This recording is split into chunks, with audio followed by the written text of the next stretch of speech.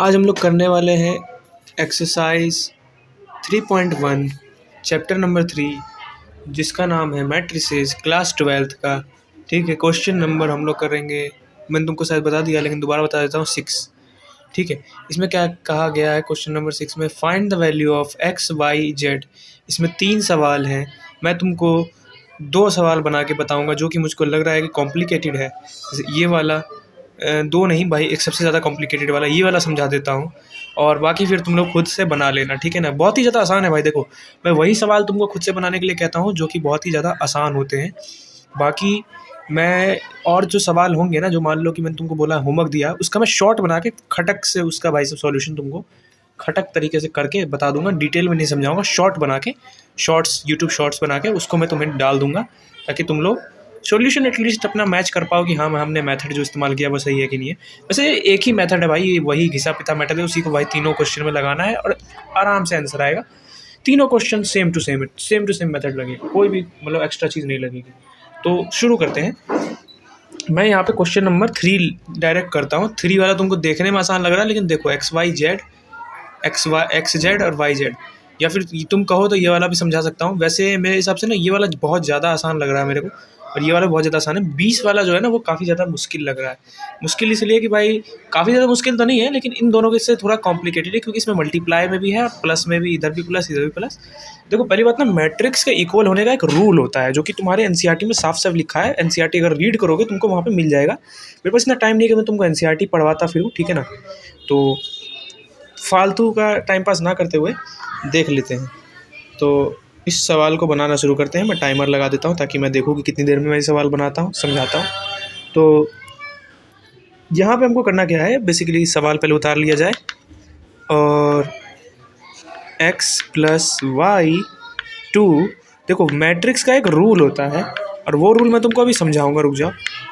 उस रूल को ही यहाँ पे अप्लाई करना है।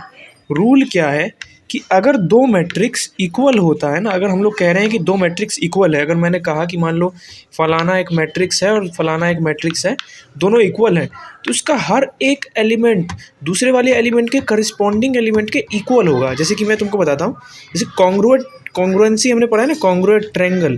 तो मैं क्या बोलता था कि एक ट्रायंगल एक ट्रायंगल से कॉन्ग्रुएंट कब होता था? तब होता था जब भाई एंगल भी सेम हो और हर एंगल, ऐसा नहीं है कि कोई भी एंगल कैसे भी हो, मतलब ये एंगल इसी एंगल से सेम होना चाहिए, ये एंगल इसी एंगल से, ये एंगल इसी एंगल से, उसके बाद ये साइड इसी साइड से, ये साइड इसी साइड से, ये साइड इसी साइड से, तभी जाके वो कॉन्ग्रुएंट कहलाता था। मतलब corresponding angle corresponding sides equal होना चाहिए था, तब जाके ही वो कॉन्ग्रुएंट कहलाता था। तो उसी तरीके से मैट्रिक्स में, वैसे मैंने पता नहीं एग्जाम्पल क्यों लिया, मैट्रिक्स में भी क्या होता है कि मान लो कोई एलिमेंट है ए बी सी डी, यहाँ पे है ई एफ जी एच, ठीक है ना, और इन दोनों को मैंने इक्वल बोल दिया। इसका मतलब ये है कि ए जो है वो ई के इक्वल है, ठीक है, बी जो है वो एफ के इक्वल है, सी जो है वो जी के इक्वल है और डी जो है वो एच के इक्वल है। तो इस तरीके से ये रूल जो होता है वो इस तरीके से लगता है। ये रूल हमें पता होना चाहिए कि कोई भी मैट्रिक्स सेम तभी हो सकता है जब उसके हर एलिमेंट उस दूसरे वाले मैट्रिक्स के हर एलिमेंट के इक्वल हो, तभी कोई मैट्रिक्स सेम हो सकता है। 2 मैट्रिक्स, ठीक है, या 3 मैट्रिक्स, जितने भी मैट्रिक्स हो वो तभी इक्वल हो सकते हैं जब वो उनका हर एलिमेंट एक दूसरे के इक्वल हो। अब यही रूल यहाँ पे अप्लाई करना है, बहुत ही आसान है। देखो इन दोनों मैट्रिक्स को हमने इक्वल कहा था, इसका पहला एलिमेंट ये है, दूसरा एलिमेंट ये है, तीसरा ये है, चौथा ये है, पहला ये है, दूसरा ये है, तीसरा है, चौथा है। अब अगर ये मान लो ये दोनों को इक्वल लिखा हुआ है किताब में, इक्वल टू लिखा हुआ है, तो इसका सिंपल सा मतलब ये है कि हमारा x प्लस वाई जो है वो 6 के इक्वल होना चाहिए। अगर नहीं होगा तो ये इक्वल टू का मतलब ही नहीं है, और क्वेश्चन में इक्वल टू दिया गया है, इसका मतलब ये चाहिए ही चाहिए। x प्लस वाई 6 के इक्वल होना चाहिए, 2 के इक्वल है, ठीक है, तो उसका हमें नहीं छेड़ना है। 5 प्लस जेड जो है वो x इंटू वाई के इक्वल होना चाहिए, और सॉरी 5 प्लस एक्स जेड जो है वो क्या होना चाहिए, 5 के इक्वल होना चाहिए, 5 के इक्वल, ठीक है ना, मैं वही कह रहा हूँ भाई, क्या कर दिया मैंने। और एक्स वाई जो है वो 8 के इक्वल होना चाहिए, x इंटू वाई वो क्या होना चाहिए, 8 के इक्वल होना चाहिए। ये सारी कंडीशन होनी चाहिए ही चाहिए। अब भाई देखो हम लोग क्या करते हैं, यहाँ से x या y दोनों में से किसी भी एक की वैल्यू निकाल लेते हैं। मैं x की वैल्यू निकाल लेता हूँ, तो x की वैल्यू निकालूंगा इस वाले इक्वेशन से, तो हमारा क्या आएगा 6 माइनस वाई, और इसकी जो x की वैल्यू जो यहाँ पे आई है उसको मैं इस वाले इक्वेशन में पुट कर देता हूँ, x into y is equal to 8। तो 6 माइनस वाई जो कि x की वैल्यू मैंने निकाली into y is equal to 8। अब क्या करना है, मल्टीप्लाई करके सॉल्व करते हैं।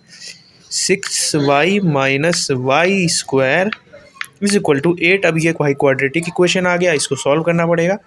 तो इसको सॉल्व करेंगे तो हमारा जो भी भाई आएगा, पहली बात तो देखो यार कितना आसान है, जेड की वैल्यू तो हम लोग निकाल लेंगे। जेड की वैल्यू क्या हुई, 5 माइनस 5 0 हो गया, क्योंकि 5 को मैं इस तरफ ले गया, माइनस का हो गया, जेड इज इक्वल टू 0। तो जेड की वैल्यू 0 आ गई। एक्स की वैल्यू अभी हमें क्या करनी है, निकालनी है। एक्स की वैल्यू अभी तक नहीं निकली है, तो पहले वाई की वैल्यू निकालेंगे, फिर उस इक्वेशन में डाल देंगे तो एक्स की वैल्यू आ जाएगी। जेड की वैल्यू अभी तक हमको पता चल चुकी है। अब बारी है किसकी, वाई की वैल्यू निकालने की। तो क्वाड्रेटिक इक्वेशन सॉल्व करना पड़ेगा। ये माइनस का है, मैं इस तरफ ले जाता हूँ इसको ब्रैकेट के, तो वाई स्क्वायर इस तरफ ले गया, इसको भी इस तरफ ले जाता हूँ, माइनस 6y और प्लस 8, क्योंकि 8 तो पहले से इसी साइड में था, इज इक्वल टू 0। अब चाहे भाई इक्वल टू 0 इधर लगा दूँ, चाहे इक्वल टू 0 इधर लगा दूँ, बात वही होती है, ठीक है ना। तो तुम लोग कंफ्यूज ना हो जाओ, क्योंकि मैंने बोला है मैं इसको इस तरफ ले गया हूँ, इसको इस तरफ ले गया हूँ, तो 0 मैंने इसीलिए यहाँ पे लिखा है, वरना 0 यहाँ पे भी लिखता तो कोई दिक्कत नहीं होती। अब चाहे भाई 1 इज इक्वल टू 1 लिखूँ या 2 इज इक्वल टू, मतलब sorry 2 into 3 is equal to 6 लिखूँ या 3 इंटू 2 इज इक्वल टू 6 लिखूँ, बात तो एक ही है। या फिर मैं इसको ऐसे लिख दूँ 2 इंटू 3 इज इक्वल टू 6 लिखूँ या 6 इज इक्वल टू 2 इंटू 3 लिखूँ, बात तो वही होती है ना। उसी तरीके से मैं कहना चाह रहा हूँ कि ये भी बात सेम ही होगी, चाहे मैं इक्वल टू 0 इधर लिख दूँ, चाहे इक्वल टू 0 उधर लिख दूँ। तो अब बारी है सॉल्व करने की, तो सॉल्व कर लेते हैं। Y square minus 6y plus x plus 8, तो हमारा 8 निकालना है हमको। 2 इंटू 2 इंटू 2 ये होते हैं इसके फैक्टर्स, प्राइम फैक्टर्स। तो 2 इंटू 2 इंटू 2, तो 2 2 जा 4, 4 प्लस 2 6 हो जाएगा। तो इस तरीके से हम लोग निकाल सकते हैं। तो यहाँ पे क्या करता हूँ मैं इरेज कर देता हूँ थोड़ा एरिया, ताकि ना थोड़ा सा हमको आसानी हो। अब क्वेश्चन की मुझे नहीं लगता ज़रूरत है, तो क्वेश्चन को मैं मिटा देता हूँ। वैसे बुक बगल में, अगर कोई भी कन्फ्यूज़न होगा तो हम लोग क्वेश्चन वहाँ से देख लेंगे। तो यहाँ पे मेरे को जगह खाली करनी पड़ेगी थोड़ी सी, ताकि मैं सॉल्व कर सकूँ। अब क्या करना है, 6y प्लस 8, अभी तो भाई 5 मिनट हो गए, देखो कितनी देर से मैं समझा रहा हूँ, 5 मिनट। तो क्या करना है, सॉल्व करते हैं।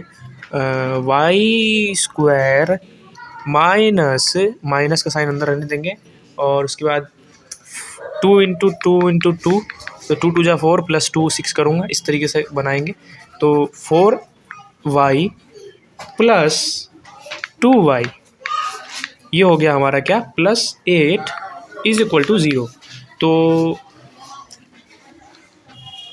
अब इसको सॉल्व करते हैं। माइनस का साइन बाहर है, माइनस का अंदर गया, तो यहाँ पे क्या होगा, हमारा साइन चेंज हो जाएगा। 4y minus 2y plus 8 is equal to 0। अब भाई क्या है कि ये माइनस का है, ये ब्रैकेट में रहेगा इसके, क्योंकि एक अलग मतलब वैल्यू बन जाएगी और ये एक अलग। तो कुल मिला के यहाँ पर ये माइनस जो है, ये इसकी वजह से ये वाला साइन भी चेंज हो जाएगा, और हमें मिल जाएगा क्या, y square minus 4y minus 2y minus 8 is equal to 0। अब हमको क्या करना है, हमको आगे सॉल्व करना है इसको। तो अब देखो ये ना, ये वाला इक्वेशन मिटा देता हूँ, क्योंकि जेड की वैल्यू हमको पता चल चुकी है। जेड की वैल्यू वाला इक्वेशन का कोई मतलब नहीं बनता है, और एक्स इंटू वाई से एक्स इंटू वाई भी का भी इक्वेशन का उतना कोई मतलब बनता नहीं है। हम लोग इस इक्वेशन की मदद से निकालेंगे क्या, एक्स की वैल्यू, अभी वाई की वैल्यू निकाल रहे हैं ना। तो यहाँ पे थे हम लोग, यहाँ तक हमने सॉल्व कर दिया था। अब आगे बढ़ते हैं। तो क्या करना है, कॉमन निकालना है ना। तो y कॉमन निकाला, y माइनस 4 माइनस 2 कॉमन निकाला, y माइनस 4। देखो यहाँ पे ना मैंने साइन चेंज कैसे किया है, यहाँ पे मैं बताता हूँ। ये मैंने गलती कर दी, ये कर दी कि मेरे को आदत पड़ चुकी है ना, इसीलिए मैं डायरेक्ट ब्रैकेट लगा के साइन चेंज कर देता हूँ। ये साइन एक्चुअल में चेंज हुआ कैसे, यहाँ पे ये साइन चेंज नहीं होगा। जब कॉमन लेंगे ना, कॉमन, तो कॉमन में यहाँ पे क्या करना है कि वाई स्क्वायर माइनस 4y में मैंने y कॉमन लिया, y कॉमन लिया तो y माइनस 4 रह गया। लेकिन अब यहाँ पे मैंने क्या किया है, माइनस का 2, ठीक है ना, 2 ही कॉमन नहीं लिया है, माइनस भी कॉमन लिया है। तो माइनस का 2 जब कॉमन लिया ना, तो अंदर वाले साइन को मैंने चेंज कर दिया, ये वाली बात होती है। तो इसी को भाई मेरे को आदत पड़ गई, इसी वजह से मैं यहीं पे क्या करता हूँ, डायरेक्ट यहीं पे ब्रैकेट लगा के माइनस कर देता हूँ, ठीक है। तो ये कन्फ्यूजन मैंने तुम्हारी क्लियर कर दी, जिसको डाउट हो रहा होगा, मुझे पता है डाउट हो रहा होगा, मेरे को भी होता था जब टीचर भाई डायरेक्ट कर देता था चीज़ों को। तो मैंने तुमको यहाँ पे समझा दिया है। अब देखो, अगर कॉमन निकालना नहीं आता तो भाई फिर मेरे से बात ना करो, सीधी सी बात है, ठीक है ना। तो कॉमन निकालना भी सिखाऊँ भाई इसी वीडियो के अंदर, नहीं यार, उसके लिए दूसरी वीडियो देख के आओ यूट्यूब पे, बेसिक वीडियो जाओ, 4वीं 5वीं क्लास का मैथ पढ़ो, उसके बाद ही आना भाई 11वीं 12वीं का मैथ करने के लिए, ठीक है। फ़िलहाल फोकस करते हैं। तो यही है, ये बच गया y-4 और y-2। तो इन दोनों को अलग अलग करके लिख लेते हैं, y-4 और y-2, और ये किसके इक्वल हैं, 0 के इक्वल। तो y की वैल्यू या तो 2, y की वैल्यू या फिर 4। तो या तो 2 y की वैल्यू या फिर 4। तो अब देखते हैं y की वैल्यू 2 या 4 दोनों डाल के देखते हैं कि क्या आता है हमारी x की वैल्यू। तो y की वैल्यू 2 है, डाल दिया, तो x की वैल्यू हमारी क्या आएगी, y की वैल्यू 2 डालेंगे, x की वैल्यू 4 आएगी। तो x की वैल्यू 4 आएगी। अगर y की वैल्यू 4 डालेंगे तो x की वैल्यू 2 आएगी। तो वही x की वैल्यू 2 4, y की वैल्यू 2 4 और z की वैल्यू 0। और देखने में हालांकि ये क्वेश्चन लग रहा है कि हो सकता है मिस्टेक हो, लेकिन चलो देख लेते हैं एक बार। वैसे मिस्टेक नहीं होगा, पक्की बात है, क्योंकि इतना तो कॉन्फिडेंस है भाई। तो सवाल कहाँ है, क्वेश्चन नंबर 6 एक्सरसाइज 3.1।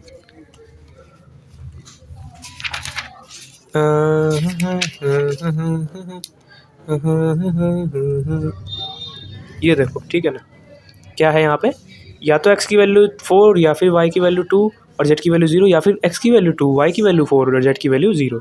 तो यही चीज़ है जो मैंने अभी निकाली है यहाँ पे।